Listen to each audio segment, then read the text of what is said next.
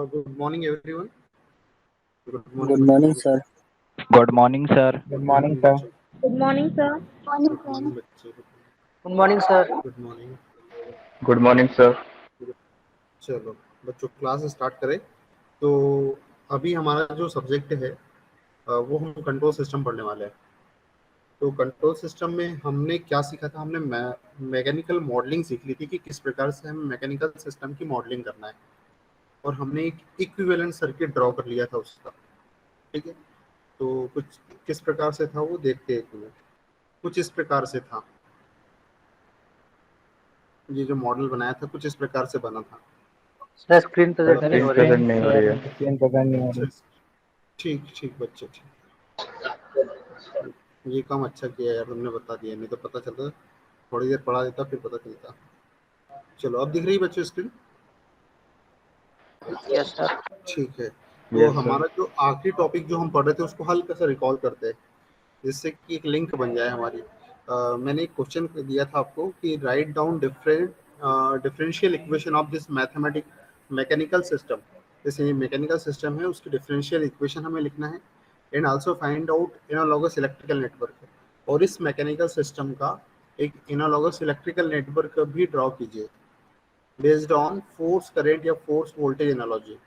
Force current और force voltage analogy की help से फाइंड आउट कीजिए. ठीक है. तो क्या सीखा हमने? हमने सीखा कि हमने एक रूल पढ़े थे कि किस प्रकार से हमें मॉडलिंग करनी है. हमने रूल पढ़े थे कि किस प्रकार से मॉडलिंग करनी है. उस रूल का कुछ मैंने एक सार बताया था, एक कंक्लूजन बताया था कि ये 3 पॉइंट याद रख लो. ये 3 पॉइंट आप याद रख लो तो आपको और कुछ याद रखने की जरूरत ही नहीं है. ठीक है. ये मैंने आपको बताया था. कौन कौन से 3 पॉइंट? पहली बात तो जितने नंबर ऑफ डिस्प्लेसमेंट हमारे मैकेनिकल मॉडल में रहेंगे, जितने नंबर ऑफ डिस्प्लेसमेंट हमारे मैकेनिकल मॉडल में रहेंगे उतने नोड प्रिंसिपल नोड बना लो. ठीक है. और एक एडिशनल नोड ले लो. ये पहला पॉइंट हो गया. दूसरी बात, दूसरा पॉइंट याद रखना है आपको कि फोर्स, टॉर्क, मास और इनर्शिया, इन तीनों को, इन चारों को हमेशा प्रिंसिपल नोड और रेफरेंस नोड के बीच में कनेक्ट करो. फोर्स हो, चाहे टॉर्क हो, चाहे मास हो, चाहे इनर्शिया हो. तीसरा पॉइंट, हमारा जो डैम्पर है और स्प्रिंग है, इन दोनों को हमेशा इन दोनों को प्रिंसिपल और प्रिंसिपल नोड के बीच में भी जोड़ा जा सकता है और प्रिंसिपल और रेफरेंस नोड के बीच में भी जोड़ा जा सकता है, depending on the circuit, depending on mechanical model. Mechanical model पर डिपेंड करेगा कि कहाँ जोड़ना है. तो फिर हमने क्या किया? हमने देखा कि हमारा ये जो सर्किट है, ये जो सर्किट है, यहाँ पे 2 डिस्प्लेसमेंट थे.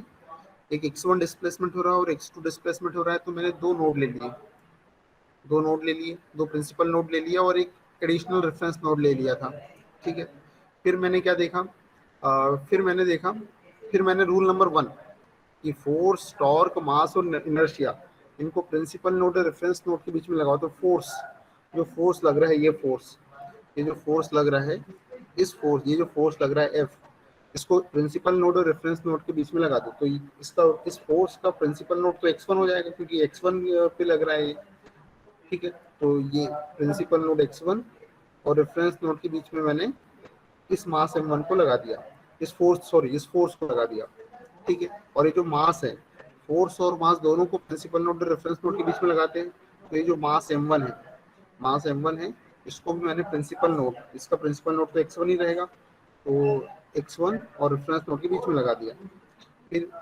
फिर क्या दिख रहा है? इन चारों में से अब क्या दिख रहा है? मास 2 दिख रहा है. तो ये मास 2 को भी प्रिंसिपल नोड और रेफरेंस नोड के बीच में लगा देंगे. तो इसका जो प्रिंसिपल नोड है वो x2 रहेगा. तो x2 और रेफरेंस नोड के बीच में लगा दिया मैंने. अब क्या बच गया? अब बच गया डैम्पर और स्प्रिंग. तो पहले डैम्पर लगा देते हैं. तो ये जो डैम्पर है, ये प्रिंसिपल और प्रिंसिपल नोड के बीच में भी लग सकता है और ये प्रिंसिपल नोड और रेफरेंस नोड के बीच में भी लग सकता है. तो यहाँ पर देखो किसके किसके बीच में कनेक्ट है. एक तो प्रिंसिपल नोड x1 और रेफरेंस के बीच में कनेक्ट है, इसलिए इसको भी ऐसे ही करेंगे, जैसा है वैसे कनेक्शन करेंगे. तो ये प्रिंसिपल नोड और रेफरेंस के बीच में मैंने डैम्पर लगा दिया. स्प्रिंग देखो, ये स्प्रिंग जो है वो प्रिंसिपल नोड x1 और रेफरेंस के बीच में है. तो ये इसको मैंने प्रिंसिपल नोड x1 और रेफरेंस के बीच में मैंने स्प्रिंग को लगा दिया. और ये जो स्प्रिंग है जो स्प्रिंग है K2, ये दोनों मास के बीच में है, मतलब दोनों प्रिंसिपल नोड के बीच में है, तो मैंने दोनों प्रिंसिपल नोड के बीच में ये स्प्रिंग K2 लगा दी और ये मेरा पूरा का पूरा मैकेनिकल मॉडल बन के तैयार हो गया। इतना समझ में आ गया था बच्चों आपको कैसे हमने ये तैयार किया था? वो जो पॉइंट मैंने लिखा है तो उसके 3 वो 8 पॉइंट भी याद रखने की जरूरत नहीं है, ठीक है? फिर उसके बाद अब इसके बाद कुछ नहीं पढ़ाया था बच्चों, है ना? नो सर, यहीं तक किया था। Yes sir. ठीक है, चलो सर आओ। हाँ बच्चे, हाँ बच्चे, कौन क्या बोल रहा है? सर आपकी वॉल्यूम बहुत स्लो आ रही है। सही में स्लो आ रही है बच्चों? नहीं सर, ये सर आपकी आवाज। No sir. यस सर, सही है क्लियर ना है आवाज? हाँ सर, क्लियर है। सर क्लियर है। सृष्टि तुम बाहर जाओ और फिर से अंदर आओ, मैं वेट कर रहा हूँ, जल्दी करो, एग्जिट करो फिर एंटर सर करो। आवाज तो आपकी क्लियर है लेकिन बहुत slow आ रही है, ज्यादा तेज नहीं आ रही है, जैसी डेली आती है वैसे। प्रभात आ रही है डेली डेली जैसी आवाज? सर क्लियर है आवाज। आवाज क्लियर है सृष्टि, तुम बाहर जाओ फिर अंदर आओ, जल्दी करो, क्लिक क्विक, वेट कर रहा हूँ, तुम्हारे कारण क्लास रुकी है, सोच लो, जल्दी करो। सर आप अच्छा सर, कंटिन्यू clear है। करिए। चलो ठीक है बच्चे, ठीक है, चलो आओ।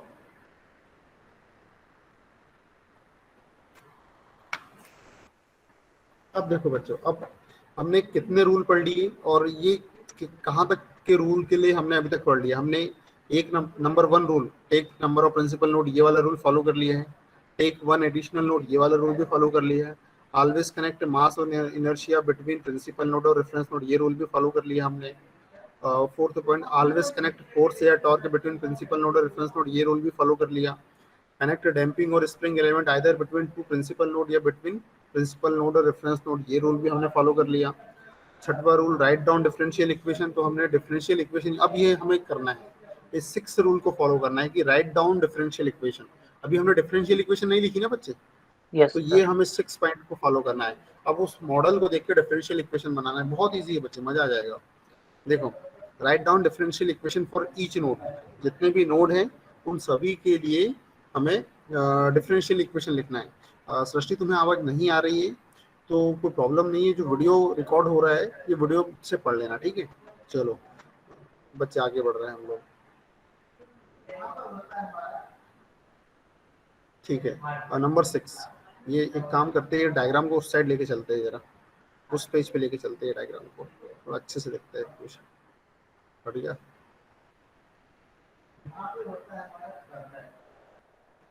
इसको दूसरे पेज पे,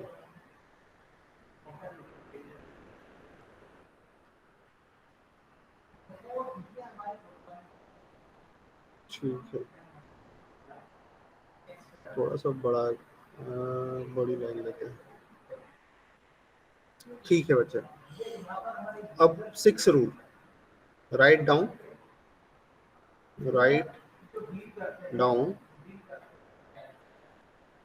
डिफरेंशियल इक्वेशन, ये 6 पॉइंट है। राइट डाउन डिफरेंशियल इक्वेशन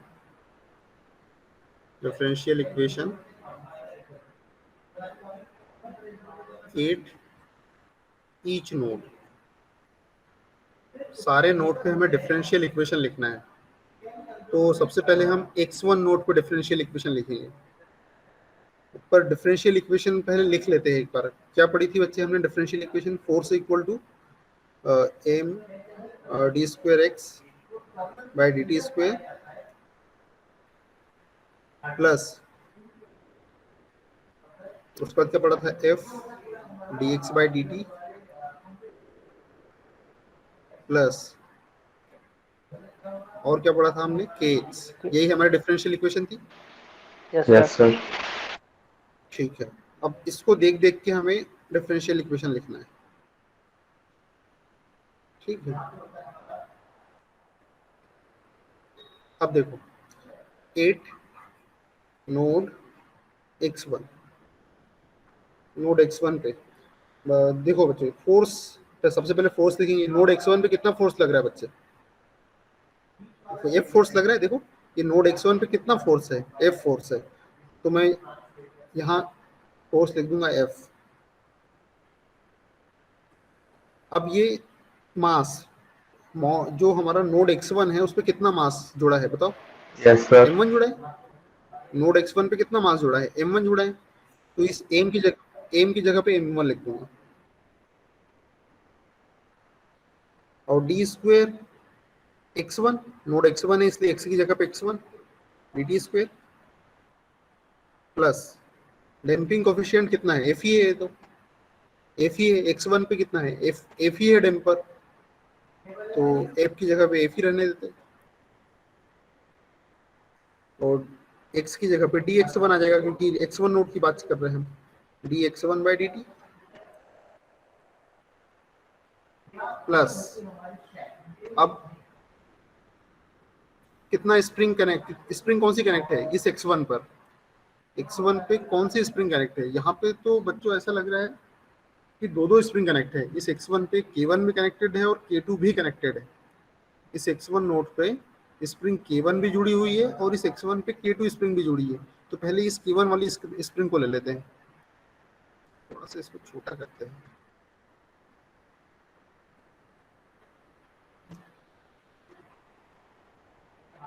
तो ये हो जाएगा K1 इंटू x1। पहले मैंने स्प्रिंग K1 लिख ली क्योंकि इस नोड x1 पे इस K1 स्प्रिंग भी जुड़ी वाली है। ठीक है, इस नोड x1 पे K1 स्प्रिंग भी जुड़ी हुई है। एक चीज और बताना चाह रहा हूँ बच्चों, देखो ये सारे नोड अलग अलग नहीं है। इस सर्किट को ऐसा भी बना सकते हो, ये नोड x1 है, इस नोड x1 से ये इंडक्टर भी कनेक्टेड है, ये F भी कनेक्टेड है,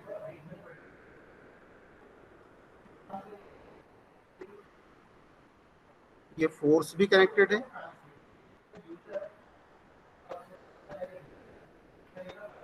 ये M1 भी कनेक्टेड है, M1 भी कनेक्टेड है। तो मतलब ये वाला डायग्राम और ये वाला डायग्राम में अंतर नहीं है, बस इतना ही, यहाँ पे ये इंडक्टर लगा हुआ है, नहीं ये स्प्रिंग लगी हुई है और ये मास लगा हुआ है M2।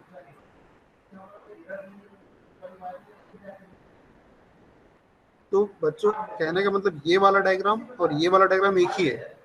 तो ऐसा नहीं सोचना कि ये K1 जो है वो इससे x1 से कनेक्टेड नहीं, बीच में कुछ नहीं, मतलब वो सीधे K1 x1 से कनेक्टेड है। तो ये वाला डायग्राम और ये वाला डायग्राम एक ही है। अब देखो आगे,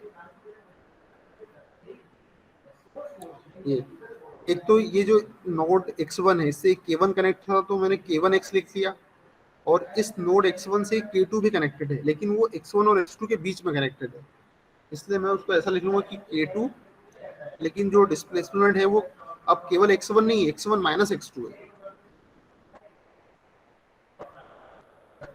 ये आ गई हमारी इक्वेशन नंबर 1, नोड x1। समझ में आई कि बच्चों ये इक्वेशन कैसे लिखी मैंने? ये इक्वेशन कैसे लिखी एक बार फिर से देखो, एक बार फिर से देखो।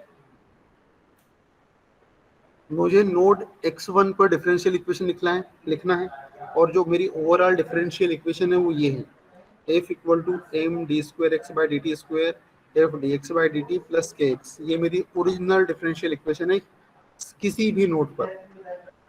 तो मुझे x1 नोड पे चाहिए, तो x1 नोड पे चाहिए तो इस फोर्स की जगह पे कौन सा फोर्स आ जाएगा? हमने यहाँ भी नॉमेनक्लेचर जो फोर्स का वो एफ ही रखा है, इसलिए इस x1 नोड पे जो फोर्स है वो एफ ही फोर्स है, इसलिए मैंने एफ की जगह पे एफ रख दिया। फिर यहाँ पर एम है मास, तो इस x1 नोड पे जो मास है वो कितना है? m1 है, इसलिए इस मास की जगह पे m1 रख दिया। डी स्क्वायर एक्स की जगह पे x1 रख दिया क्योंकि x1 नोड की बात चल रही है। फिर प्लस एफ, फिर इस नोड x1 पे जो डैम्पर है उसका जो डैम्पिंग कोफिशिएंट है वो एफ है, यहाँ भी एफ है, और हमारे जो स्टैंडर्ड फार्मूला है उसमें भी एफ है, इसलिए एफ की जगह पे एफ ही रहने दिया। और जो नोड है वो x1 है, इसलिए dx1 बाई dt कर दिया। फिर इस नोड x1 पे जो स्प्रिंग है वो K1 कनेक्टेड है, तो यहाँ पे नोड x1 से जब स्प्रिंग K1 कनेक्टेड है तो K की जगह पे K1x आ गया।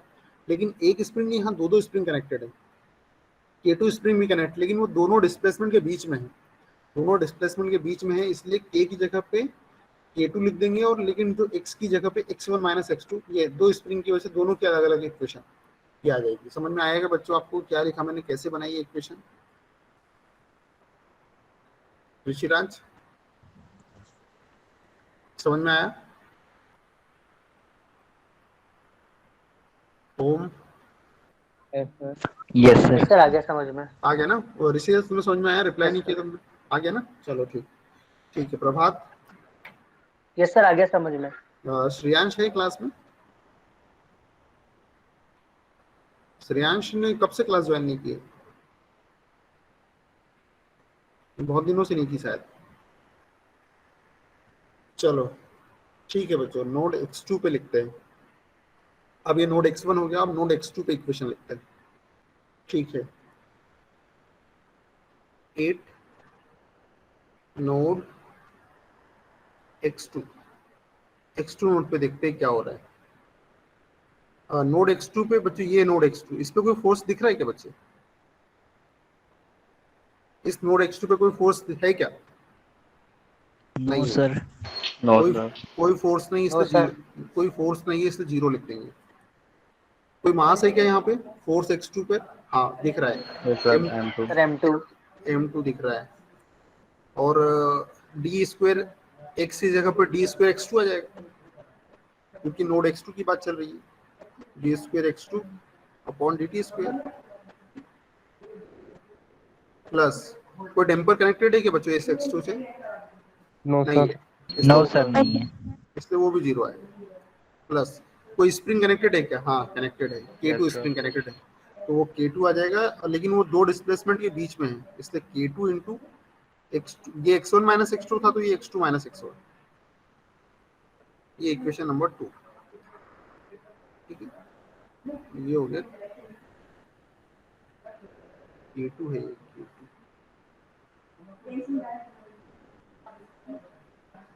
ठीक है बच्चों, तो ये कॉपी कर लो आप लोग।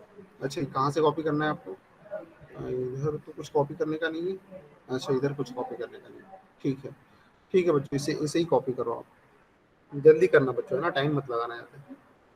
ये आपको सिर्फ समझाने के लिए बताया कि ऐसा सर्किट बन जाए और ऐसा बन जाए तो कंफ्यूज नहीं होना, दोनों का मतलब एक ही है, इसलिए मैंने अलग से सर्किट बनाया है। हो गया सर कंप्लीट। हो गया? Yes sir. ठीक है बच्चे, जब ये हो गया तो अब ये 6 पॉइंट हो गया, तो अपना 7th पॉइंट देखो जरा क्या बोलता है।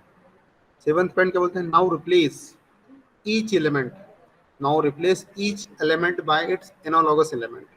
जितने भी एलिमेंट दिख रहे हैं अब उनको सबको आप इसके एनालॉगस एलिमेंट में कन्वर्ट करो, रिप्लेस कर दो, जिससे कि क्या मिले हमें? It will be equivalent electrical network, जिससे कि हमें एक इलेक्ट्रिकल नेटवर्क मिल जाए। फोर्स करंट एनालॉजी पर, फोर्स करंट एनालॉजी पर एक इलेक्ट्रिकल इक्विवेलेंट सर्किट मिल जाए, ऐसा ऐसा रिप्लेस करो। चलो ठीक है, देखते हैं। मैंने आपको एक चीज बताया था, कुछ याद करो। एक टेबल बनवाया था, ये वाला टेबल, एक टेबल बनवाया था। यहाँ पे मैंने आपको एनालॉजी के बारे में बताया था। हमने यहाँ पे सीखा था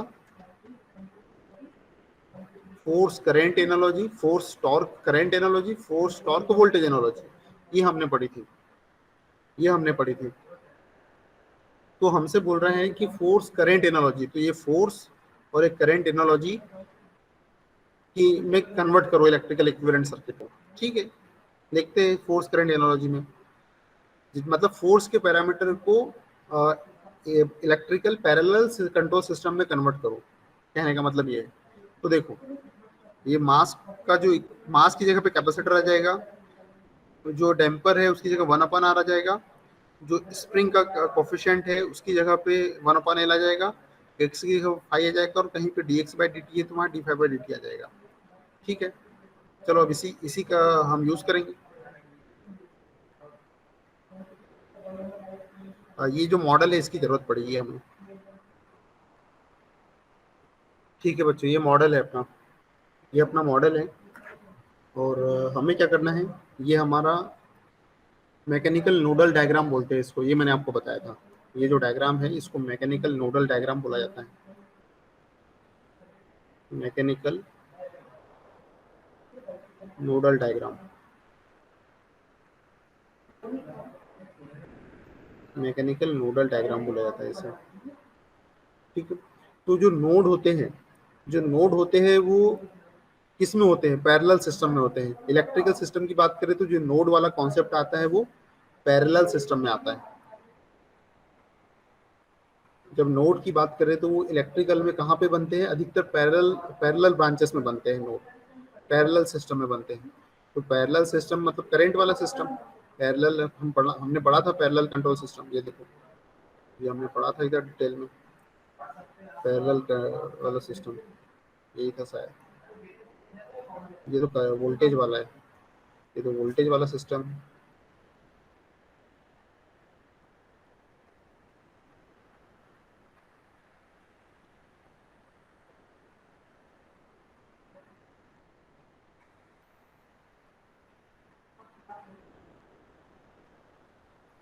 हाँ ये जो ये है पैरेलल कंट्रोल सिस्टम, ये electrical current parallel control system. देखो पैरेलल ब्रांच कहाँ पे आती है, electrical current parallel control system. और इसकी जो इक्वेशन निकल के आई थी मेरे पास, ये I equal to C square D five by D square five by D T square plus one upon R D five by D T plus five by L, ये इक्वेशन आई थी मेरे पास। ठीक है, तो मुझे इसको पैरेलल सिस्टम में कन्वर्ट करना है, और ये भी पैरेलल सिस्टम में है। ये जो मैकेनिकल नोडल डायग्राम है ये भी पैरेलल में है सारी ब्रांच, और यहाँ भी मुझे पैरेलल में कन्वर्ट करना है। तो ये बहुत आसान है, ये बहुत आसान है। तो फोर्स की जो इक्वेशन थी इस मैकेनिकल सिस्टम में, इस मैकेनिकल सिस्टम में जो फोर्स की इक्वेशन थी वो क्या थी, M D square five by D T square plus F D X by D T plus K into X. ये मैकेनिकल सिस्टम के लिए है, ये जो इक्वेशन है ये मैकेनिकल सिस्टम के लिए है। और पैरेलल सिस्टम के लिए जो इक्वेशन आई थी करंट की वो कुछ इस प्रकार से थी, C D square five by D T square plus one upon R D five by D T plus one upon L five. ठीक है, तो यहाँ पे एनालॉजी देखें तो फोर्स की जगह पे क्या आ जाएगा, करेंट। फोर्स की जगह पे क्या आ जाएगा, करंट। मास की जगह पे क्या आ जाएगा, कैपेसिटर। डैम्पिंग कोफिशिएंट की जगह पे क्या आ जाएगा, वन अपॉन आर। और स्प्रिंग की जगह पे क्या आ जाएगा, वन अपॉन एल। तो इससे हमें रिप्लेस कर देना है। ठीक है, तो हमें force current according to force current analogy, according to force current analogy, according to force current analogy, force current analogy, force current analogy के अकॉर्डिंग जो मास है वो कैपेसिटर से रिप्लेस हो जाएगा, फोर्स करंट से रिप्लेस हो जाएगा,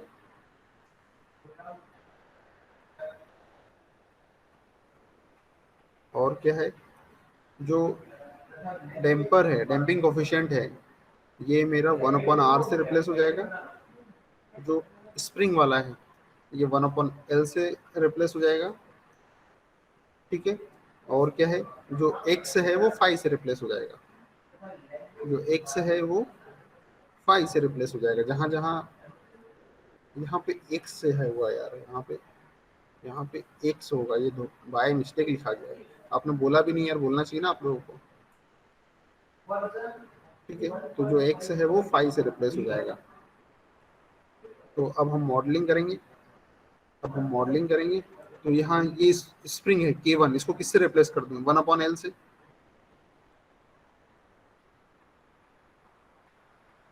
ये वन अपॉन एल से रिप्लेस कर दिया मैंने इसे।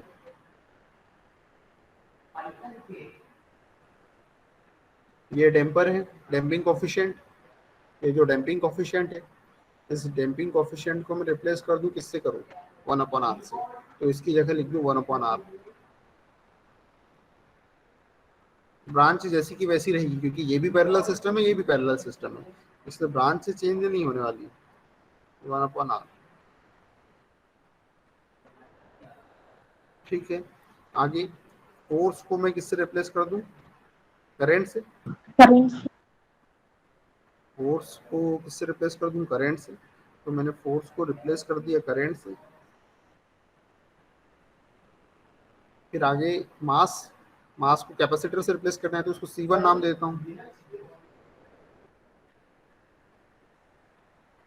सर स्क्रीन थोड़ा ऊपर कर दीजिए सर, समझ नहीं आ रहा। समझ में नहीं आ रहा बच्चों, समझ में नहीं आ रहा क्या? नहीं समझ में आ रहा सर, मतलब स्क्रीन थोड़ा ऊपर कर दे। हाँ सर क्लियर हो गया। ठीक है, ठीक है बच्चे, ये C1 हो गया। फिर देखो ये x1 है, ये C1 के जस्ट ऊपर क्या x1 को किससे रिप्लेस कर दूं मैं? फाई से। यहाँ फाई आ जाएगा, यहाँ फाई आ जाएगा, फाई 1 कर देता हूँ इसको। स्प्रिंग K2, ये जो स्प्रिंग K2 है, ये वाली स्प्रिंग K2, इसको किससे रिप्लेस कर दूं? 1/L से। 1/L, इसको एक काम करते हैं, इसको L1 कर देते हैं, इसको L2 कर देते हैं। इसको 1/L1, ये 1/L2।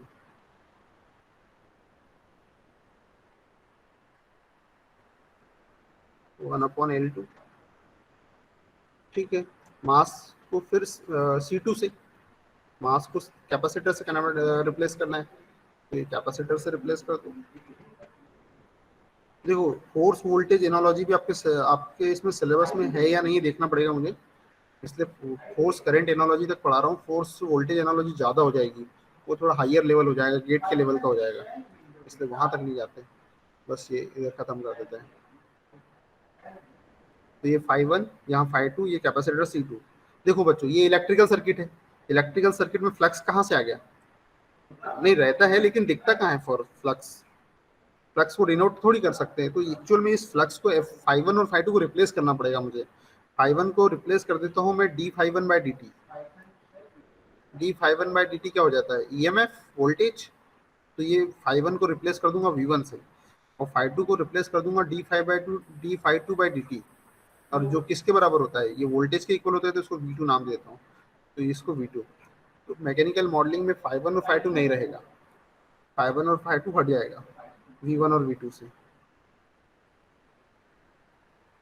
ठीक है, ऐसा यहाँ पे था φ1 जो हट गया, जो फाइनल बनेगा उसमें ये मत बनाना, ये φ1 और φ2 को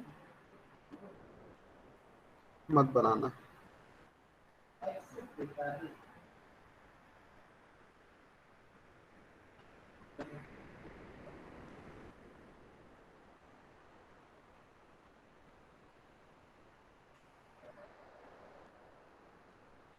ठीक है, तो फाइनल वाले में यहाँ पे φ1 φ2, लेकिन जो फाइनल बनेगा यहाँ पे V1 V2 आ जाएगा, V1 V2 1/L2।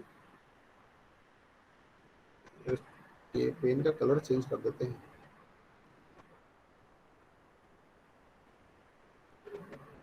One upon L2।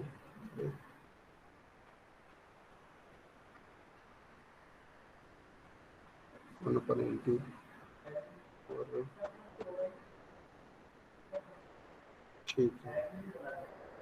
ठीक है बच्चों, तो ये हमारा फाइनल फोर्स करंट एनालॉजी पर बेस्ड इलेक्ट्रिकल इक्विवेलेंट सर्किट हो गया। फोर्स करंट एनालॉजी पर electrical equivalent circuit, electrical equivalent circuit हो गया। फोर्स वोल्टेज एनालॉजी भी है, लेकिन वो क्या फिर ज़्यादा हो जाएगा यार, ज़्यादा हो जाएगा वो। अब मैंने आपको इतना पढ़ा दिया है कि आप कोई भी कंपटीशन एग्जाम में क्वेश्चन भी कर सकते हैं, इतना डिटेल में पढ़ा दिया है मैंने आपको। फोर्स वोल्टेज एनालॉजी नहीं करते क्योंकि वो अपने सिलेबस में है या नहीं, एक बार चेक कर लूँगा, फिर उसके बाद पढ़ाएंगे। ठीक है, चलो इतना तो कॉपी करो आप। ठीक है, लंच के बाद है। चलो ठीक है बच्चे, तो आप लीव कर सकते हो अभी तो फिलहाल। सर अभी थैंक यू सर। सर हाँ सर कंट्रोल सिस्टम के सर पेपर नहीं है, एस्टिमेशन कॉस्टिंग के सर पेपर है। हाँ, तो जो है भिजवाओ, है ना, जो भी है सर तुम्हारे पास भेजता हूँ मैं उसमें आपको। पर्सनली भिजवा देना। तो कंट्रोल सिस्टम ठीक है का सर। मिल जाए कहीं से तो निकाल लेना। ठीक सर, ठीक। ठीक ठीक, चलो ठीक है बच्चों, लीव कर सकते हैं आप। Thank you sir. ओके बच्चों, थैंक यू सर। ओके बच्चों, thank you sir. Thank you sir. Okay okay बच्चों, okay thank you sir. Okay बच्चे, Thank you, sir. Okay. Thank you sir.